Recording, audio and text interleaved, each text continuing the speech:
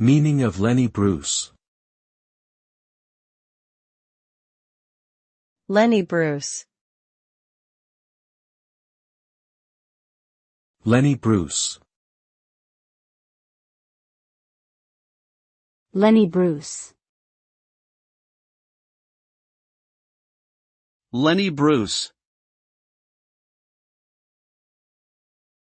Lenny Bruce was an American stand-up comedian, satirist, and social critic.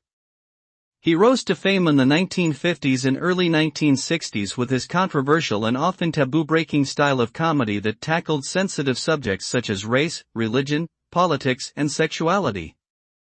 Bruce's influence on American comedy and freedom of speech is widely recognized, and he is considered a pioneer of modern stand-up comedy. However, he was also a controversial figure who faced legal issues for his performances, including arrests for obscenity. Unfortunately, Bruce struggled with drug addiction and died of an overdose in 1966 at the age of 40.